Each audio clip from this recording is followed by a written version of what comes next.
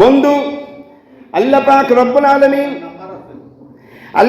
রব্বুল আলামিন আমাদেরকে সম্মানিত করে সৃষ্টি করেছে।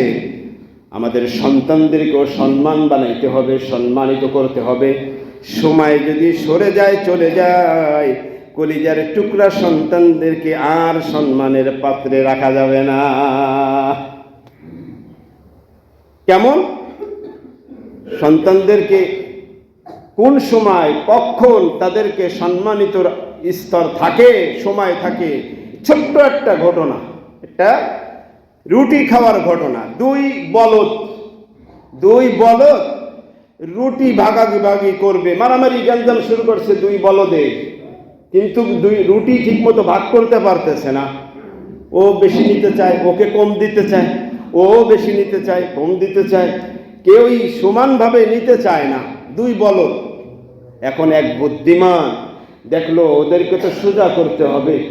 বুদ্ধিমান সে একটা দাড়িপাল্লা এনেছে, এনে বলে, দাও দুইটা রুটি বা চারটা রুটি, আমি একটু ওজন করে দেখি কোন দিকে কার ভাগ্যে কোনটুকু বেশি আছে দেখি। দুই পাল্লায় উঠিয়েছে, একটা সাইড একটু ভার হয়েছে, রুটির বেশি পরিমাণ ওখানে, তো একটু সে খাইলো। খেয়ে একটু খাওয়ার পরিমাণটা বড় একটা কামড় দিছে যাতে এই পাল্লাটা আবার ভারী হয়। এখন ওই রুটিটা পাল্লায় রেখেছে, পরের পাল্লার রুটি দেখে এটা ভাত, আবার ওটাকে এক কামড় দেয়। কামড় দিলে আবার পরে ডাইন পাশের পাল্লা আবারও হালকা ভার হয়ে যায়, আবারও এইটা খায়। এইভাবে খাইতে খাইতে একসময় দাড়িপাল্লা সমান হলো, কিন্তু সমান ঠিকই হলো, নাই কি বলতে হবে আপনাদের? কি নাই? রুটি নাই। সমান ঠিকই দাড়িপাল্লা হলো, কিন্তু রুটি নাই। বলদ, এইরকম বলদ পৃথিবীতে আছে। সন্তানদেরকেও, কলিজার টুকরা সন্তানদেরকেও ইজ্জতের সাথে, সম্মানের সাথে, দাম দিয়ে সম্মানিত করে যদি ওদেরকে লালন পালন করা যায়, তাহলে ওরাও দামি হবে। আর দামি বানানোর জন্য সময় 20-25 বছর, 30 বছরের সময় নয়। ওই সময় সোজা করতে হলে বাড়ি খেতে হয়, লাঠির বাড়ি খেতে হয়, দায়ের বাড়ি কাপড় খেতে হয়, রিভলভারের গুলি খেতে হয়, লাঠি চড় খেতে হয়। আর যেহেতু ওই যে দাড়িপাল্লার সমান এখন আর হইলে কাজ হবে না, সন্তানকে সোজা করতে হলে ওকে 7 বছর, 4-5 বছর পর থেকেই, ওই গত 2 জুম্মা আগে বলেছিলাম, বাপ মায়ের কোলটাই প্রাথমিক চিকিৎসালয়। এরপরে কোথায় পড়াইবেন, কি পড়াইবেন, ওকে এখন থেকেই সোজা করেন। তা না হলে ওকে পরে সময় চলে গেলে দাড়িপাল্লা লেবেল হলো কিন্তু রুটি নেই। সন্তানকে আপনি লেবেল করতে, সুন্দর বানাইতে কখন চান? যখন প্রায় হাই স্কুলে চলে যায়, কলেজে চলে যায়, তখন চান। তখন আর সোজা করার সময় থাকে না, তখন আর কাঁদলে কাজ হয় না। এই জন্য এইরকম বলদ মার্কা কিছু গার্ডিয়ান থাকে যারা সন্তানদেরকে কোরআন হাদিসের লেখাপড়া শিক্ষা দিয়ে সম্মানিত না করে তাদেরকে অসম্মানিত করে ছেড়ে দেওয়ার কারণে, হক আদায় না করার কারণে বাবা মায়ের লাঞ্ছিত, অপমানিত হতে হয়। এই জন্য বুদ্ধিমান কারা? আল্লাযীনা উলুল আলবাব الذين يذكرون الله قياما وقعودا وعلى جنوبهم ويتفكرون في خلق السماوات والأرض। বুদ্ধিমান তো তারা, আল্লাযীনা ইয়াযকুরুনাল্লাহা কিয়ামা, যারা আল্লাহ পাক রব্বুল আলামিনের যখন মৌখিক জিকির করে, যখন নামাজের জিকির নামাজ পড়ে, যখন কোরআন তেলাওয়াতের জিকির তখন কোরআন তেলাওয়াতের জিকির করে। ও বন্ধু, আল্লাহকে সর্বহালাতে যেই মানুষটা স্মরণ রেখে চলে, নিজের ব্যক্তিগত জীবন আল্লাহ পাকের কথা স্মরণ করে চলে, সন্তানদেরকেও তাদেরকেও রব্বে কারিমের গোলাম বানানোর জন্য স্মরণ রেখে সন্তানদেরকেও চালায়। আল্লাহ বলেন তারাই হলো বুদ্ধিমান এবং আকলমান। উলুল আলবাব, বুদ্ধিমান তারা। যারা এগুলো বোঝে না তারা তার ছেড়া, তারা বলো আহাম্মক। আল্লাহ এই জন্য দুনিয়ায় মানুষ এসে, দুনিয়ায় মানুষ দামি মানুষ, ওই দামি মানুষটা কতক্ষণ পৃথিবীতে দামি থাকবে? যতক্ষণ তার মধ্যে ঈমান থাকবে, আমল থাকবে, ততক্ষণ ওই মানুষটা দামি হবে। কি বলেন, ঠিক না? আবু জাহেল দামি, কথা বলে না? আবু জাহেল দামি, উতবা দামি, সাইবা দামি, নমরুদ দামি, আবু জাহেল দামি। কেন দামি না? দুনিয়ার জিন্দেগিতে তাদের মধ্যে ঈমান ছিল না, আমল ছিল না, তাই তারা দামি না। সাহাবায়ে কিরাম, আম্বিয়ায়ে কিরাম, সাহাবায়ে কিরাম, উলামায়ে কিরাম, মুবাল্লিগে আযম, ওলামা, পীর, মাশায়েখগণ, দিনদার ব্যক্তিগণ, তাদের মধ্যে ঈমান আমল আছে, তাই দুনিয়ায় তারা দামি। ঈমান আমল শূন্য যাদের, দুনিয়ায় দেখতে মানুষ ওটা পশু, দেখতে মানুষ ওটা পশু। আল্লাহ, এই জন্য আল্লাহ পাক রব্বুল আলামিন হযরত খাব্বাব রাদিয়াল্লাহু তাআলা আনহু, হযরত খাব্বাব রাদিয়াল্লাহু তাআলা আনহু নবীর সাহাবী, 5 থেকে 6 জন ইসলাম গ্রহণ করার পরে সপ্তম বা ষষ্ঠ নম্বরে ইসলাম গ্রহণ করেছেন হযরত খাব্বাব রাদিয়াল্লাহু আনহু। সুবহানাল্লাহ। দাওয়াত পেশ করা লাগে নাই, ইসলাম গ্রহণের জন্য দাওয়াত নিয়ে জাগে নাই, নিজ ইচ্ছায় ইসলাম গ্রহণ করেছেন হযরত খাব্বাব রাদিয়াল্লাহু আনহু। হিজরতও করেছেন, দাওয়াত লাগে নাই, নিজ ইচ্ছায় তিনি হিজরত করেছেন। সুবহানাল্লাহ। এই সাহাবী রসুলের সাথে কেন চলে, রসুলের ধর্ম কেন মেনেছে, রসুলের সাথে আল্লাহ পাকের গুণগান কেন গায়, রসুলের সাথে রসুলের তরিকায় কেন চলে, এই কারণে খাব্বাব রাদিয়াল্লাহু আনহুর মনিব একজন মহিলা, তাকে কত জুলুম, কত নির্যাতন, জ্বলন্ত আঙ্গারের উপরে শয়, উলঙ্গ অবস্থায় শয় রেখেছে।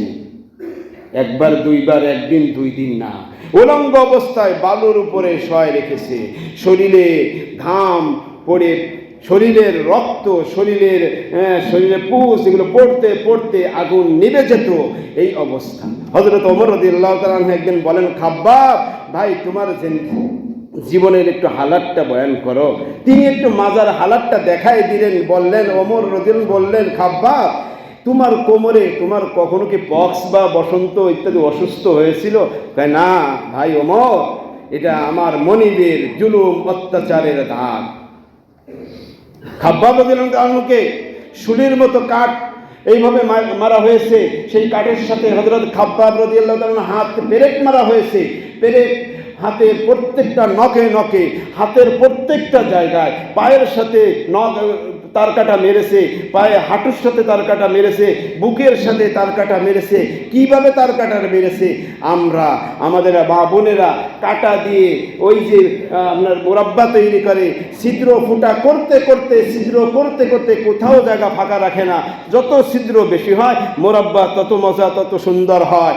এই তদরূপ খাব্বাব রাদিয়াল্লাহু তাআলা আনহুকে ওইভাবে পেরেক দিয়ে সব জায়গা পেরেক মেরে জবানে জিহ্বার উপরে কাটা দিয়ে পেরেক মেরে তারপর এইভাবে জুলুম নির্যাতন করে শাহাদত বরণ করতে হয়েছে। এই হলো সাহাবীদের হালাত। আর আমরা মিষ্টি সুন্নত পালন করব, কিন্তু তিতা যেখানে রাগ আছে সেখানে আমরা নাই, যেখানে মাইর আছে সেখানে আমরা নাই, যেখানে জুলুম, যেখানে জেল আছে সেখানে আমরা নাই, যেখানে হাজত যেতে হয় সেখানে আমরা নাই, পুলিশের ধাওয়া যেখানে খেতে হয় সেখানে আমরা নাই, যেখানে সরকারের ধাওয়া খেতে হয় সেখানে আমরা নাই। এই শ্রেণীর মানুষ পৃথিবীতে আছে কিনা কথা বলতে হবে। এই হলো হালাত আমাদের। তাহলে আমরা দামি মানুষ, সম্মানিত করে আল্লাহ সৃষ্টি করেছেন। এই সম্মান, এই দামিটা নষ্ট কি আমরা করতেছি কিনা কথা বলেন? আমরাই আমাদের দাম কমাই ফেলেছি, আমাদের ইজ্জত আমরা কমিয়ে দিয়েছি। আল্লাহ পাক রব্বুল আলামিন এই জন্য দামি বানায় আল্লাহ সৃষ্টি করেছে। আমাদের সন্তানগুলি পৃথিবীতে কালেমা নিয়ে পৃথিবীতে আসতেছে, কালেমার উপরে আসতেছে, ইসলামের উপরে আসতেছে, অথচ আমরা বাবা মা এই সন্তানগুলি কাফের মুশরিকদের পাল্লা ভারী করার জন্য, তাদের দল ভারী করার জন্য আমাদের কলিজার টুকরা সন্তানগুলি দামি না বানাইয়া রব্বে কারিমের কাছে বেদামি করে তাদেরকে গুনার পথে ছেড়ে দিয়েছি। ফাবাউহু ইউহাব্বিদানিহি ওয়া ইউনাসসিরানিহি ওয়া ইউমাজ্জিসানি। তারাই শয়তানি বানায়, শয়তান বানাইতেছে, এরাই বোমাবাজ তৈরি করে এদেরকেও দিয়ে বোমা মারাইতেছে, এদেরকে দিয়ে রিভলভার দিয়ে মানুষ মারাইতেছে, এদের দিয়ে আলেম ওলামার উপরে জুলুম করাইতেছে, এদের দিয়ে ইসলামের বিরুদ্ধে কথা বলাইতেছে। এইরকম বড়রা, নেতারা, বাবা মারা, বড় ভাইরা ছোটদেরকে তা নষ্ট করে ফেলতেছে। হিসাব দিতে হবে, হিসাব দিতে হবে। আল্লাহ পাক রব্বুল আলামিনের রাসূল পৃথিবীতে এসেছেন কেন? সাহাবায়ে কিরাম কি করেছেন, উলামায়ে কিরাম কি করেছেন, মুবাল্লিগিগণ কি করতেছেন, পীর মাশায়েখ কি করতেছেন, উদ্দেশ্যটা কি আমাদের দ্বারা? তু বারায়ে ওয়াসলে করদন আমাদে নাই বারায়ে ফসলে করদন আমাদে। নবী থেকে শুরু করে কিয়ামত পর্যন্ত আনেওয়ালা উম্মত পৃথিবীতে আসবে একটাই কারণ, তুমি আল্লাহর সাথে সম্পর্ক রাখবে। তোমার সন্তান, তোমার অধীনস্থ সকলকে আল্লাহ পাকের সাথে সম্পর্ক জোড়ায় দিতে হবে। এই মেহনত, এই কাজ তোমার। ওয়ালতাকুম মিনকুম উম্মাতুন ইয়াদউনা ইলাল খায়র ويأمرون بالمعروف وينهون عن المنكر وأولئك هم المفلحون। সফলতা দুনিয়া এবং আখিরাতের সফলতা আল্লাহ ঘোষণা করেছেন, ওয়াউলাইকা হুমুল মুফলিহুন। ওই সমস্ত বান্দারা দুনিয়া এবং আখিরাতে সফল, কামিয়াবি, বিজয় লাভ করেছে। খালি 16ই ডিসেম্বর বিজয় বললেই চলবে না, 5ই আগস্ট বিজয় বললেই চলবে না। দুনিয়ার জিন্দেগিটা রব্বে কারীমের বন্দেগি, রাসূলের তরিকায় যদি চালিয়ে যাওয়া যায় তাহলে দুনিয়ায়ও বিজয়, আখিরাতেও বিজয়। সেই সফলতা কারা? উলাইকা হুমুল মুফলিহুন। দুনিয়া এবং আখিরাতের বিজয় কারা? লা তা'মুরুনা বিল মারুফ ওয়া ইয়ানহাউনা আনিল মুনকার ওয়া ইয়াদউনা ইলাল খায়র, ইয়াদউনা ইলাল খায়র। যে ভালো কল্যাণের দিকে ডাকে, সৎ কাজের আদেশ করে, অসৎ কাজে বাধা প্রদান করে, তিনটে গুণ যাদের মধ্যে আছে আল্লাহ বলেন তারাই বিজয়, তারাই বিজয়, তারাই বিজয়, তারাই সফল। সুবহানাল্লাহ, সুবহানাল্লাহ। এই জন্য আল্লাহ পাক রব্বুল আলামিন আমাদেরকে এই সফলতার দ্বার প্রান্তে পৌঁছাতে হলে কোরআন সুন্নাহর রশি মজবুত করে ধরতে হবে। তারাকতু ফীকুম আমরাইন লান তাদিল্লু মা তামাসসাকতুম বিহিমা কিতাবাল্লাহ ওয়া সুন্নাত রাসূলি। কখনোই তুমি পথভ্রষ্ট হবে না, কখনোই তুমি বেদামি হবে না, কখনোই তুমি বেইজ্জতি হবে না, কখনোই তুমি দুনিয়া এবং আখিরাতে অকল্যাণ হবে না। কখন? যতক্ষণ তুমি কোরআন এবং হাদিস সুন্নাতকে মজবুত করে ধরতে পারবা, ততক্ষণ তুমি গোমরাহ হবে না। তোমার উপরে জুলুম আসবে, তুমি গোমরাহ হবে না। তুমি জেলখানায় যাবে, গোমরাহ হবে না। তোমার উপরে কত জুলুম, নির্যাতন, কত রকম তোমার উপরে সরকারিভাবে, বেসরকারিভাবে নেতাদের পক্ষ থেকে জুলুম আসবে, তাতে তোমার কিছুই আসবে যাবে না। এটা তোমার ইজ্জত সম্মানের স্তর আরো ঊর্ধ্বে, ঠিক না? ইউসুফ আলাইহিস সালামকে তার ভাইরা কূপে ফেলিয়ে দিল, কেন? শত্রুতা বশত। কিন্তু ওই কূপের মধ্যে ফেলানোটা, পড়াটাই, এখান থেকে উঠেছেন নবী হয়ে, আল্লাহ উঠেছেন, তিনি নবী হয়ে পৃথিবীতে ছিলেন। ওই কূপটাই তার ইজ্জত সম্মানের আসনে উঠানোর জন্য একটা রাস্তা। অতএব দুনিয়ায় তুমি শুট করে একজনকে মারো, কি উদ্দেশ্যে মারো? দুনিয়ার কি হালাত চলতেছে। আল্লাহ আমাদেরকে দুনিয়ার জিন্দেগিটা, সারা বিশ্বটাকে আল্লাহ ইসলামী আলো দিয়ে আলোকিত করে দিন, বলি আমিন। ওয়া আখিরু দাওয়ানা আলহামদুলিল্লাহি রাব্বিল আলামিন। আসসালামু আলাইকুম ওয়া রাহমাতুল্লাহি ওয়া বারাকাতুহু।